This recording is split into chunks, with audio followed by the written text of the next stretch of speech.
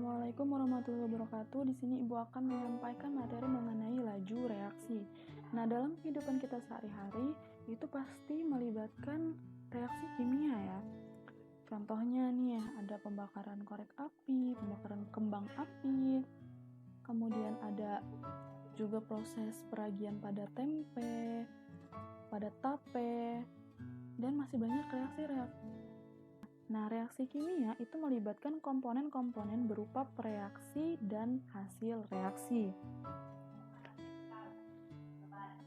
Nah, reaksi kimia ini bisa berlangsung dalam berbagai kecepatan. Ada yang reaksinya cepat dan juga ada yang reaksinya lambat. Nah, cepat lambatnya reaksi itu disebut dengan laju reaksi. Sebelum kita melanjutkan mengenai apa itu laju reaksi, tentang laju reaksi kita akan mempelajari dulu tentang kemolaran, karena ini akan berkaitan dengan laju reaksi.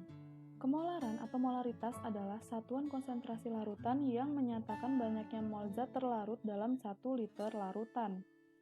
Rumus dari molaritas itu adalah N per V, di mana molaritas itu lambangnya M, kemudian N itu adalah mol, dan V itu adalah volume larutan. Atau bisa juga M sama dengan RU dikali 10 dikali persen massa per mR, di mana M itu adalah molaritas, RU itu adalah massa jenis, kemudian mR itu adalah molekul relatif. Selanjutnya, itu ada pengenceran. Pengenceran itu adalah penambahan jumlah zat pelarut untuk menurunkan konsentrasi dari larutan. Jadi, kalau misalnya nih ada larutan yang konsentrasinya pekat, kemudian kalian ingin menurunkan konsentrasi larutan tersebut biar nggak terlalu pekat, itu pakai rumus pengenceran. Rumusnya adalah V1 dikali M1 sama dengan V2 dikali M2, di mana V1 itu adalah volume mula-mula dan M1 itu adalah konsentrasi larutan mula-mula. Sedangkan V2 adalah volume hasil pengenceran dan M2 adalah konsentrasi hasil pengenceran. Selanjutnya ada pencampuran.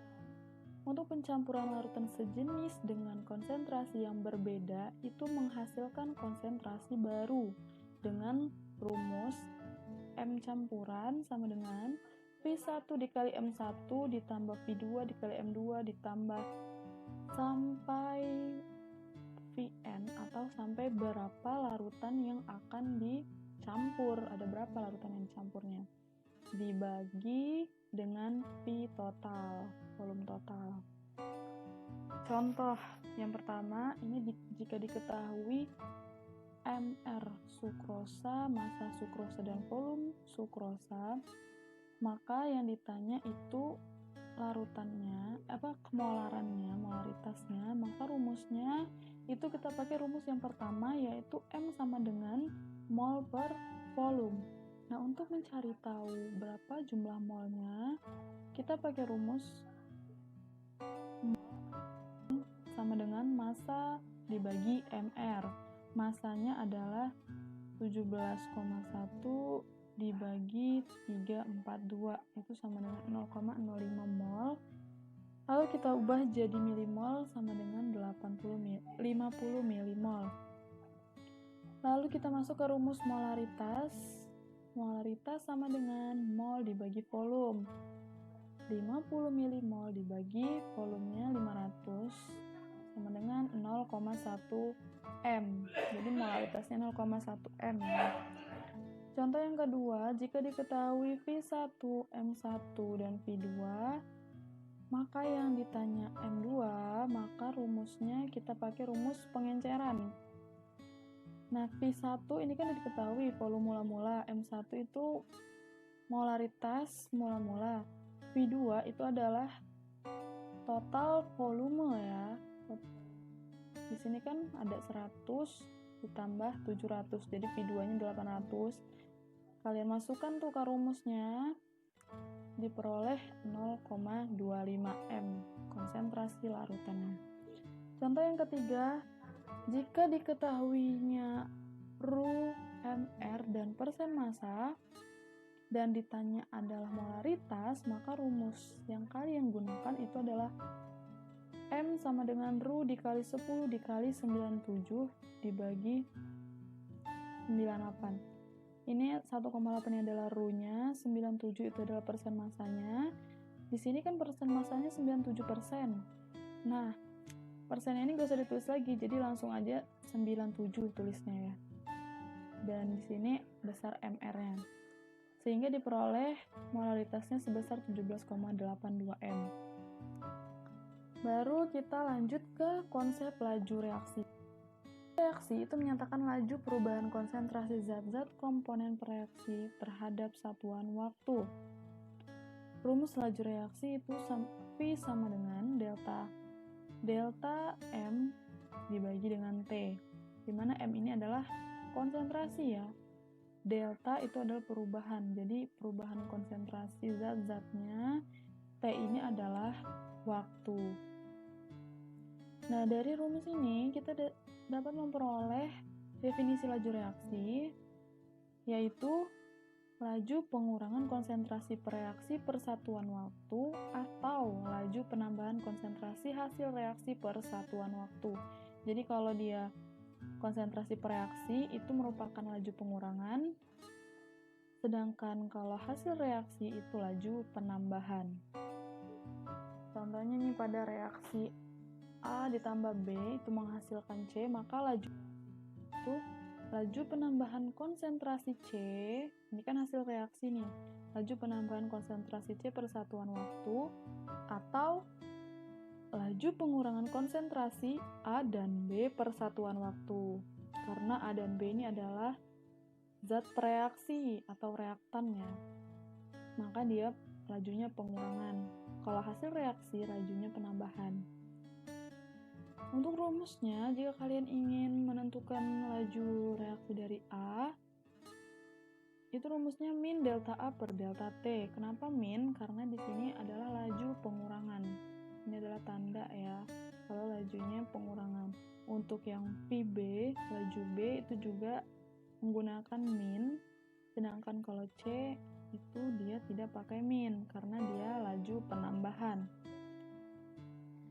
Nah, persamaan laju reaksi. Jika diketahui persamaan reaksi A ditambah B menghasilkan C, maka laju reaksinya dapat dirumuskan sebagai V sama dengan K dikali konsentrasi A pangkat X dikali konsentrasi B pangkat Y, di mana V itu adalah laju reaksi, K adalah konstanta laju reaksi, X adalah order reaksi terhadap A, Y adalah order reaksi terhadap B, X ditambah Y adalah order reaksi total.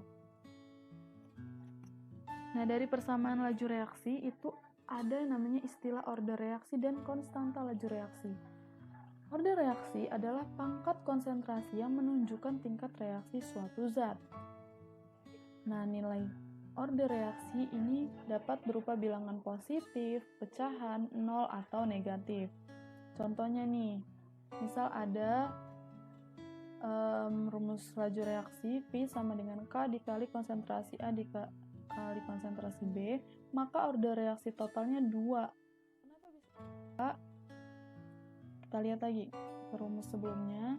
Ingat, order reaksi total itu adalah penjumlahan dari X ditambah Y, di mana nih X tambah Y itu adalah pangkatnya ya, pangkat-pangkatnya dari konsentrasi. Kita lihat di sini A-nya pangkat 1, B-nya juga pangkat 1, maka jika dijumlahkan 1 ditambah 1 adalah 2. Nah, kalau laju reaksinya kayak gini, maka order reaksi totalnya itu 0. Kenapa bisa 0? Karena ini kan A-nya pangkat 1, B-nya pangkat 1.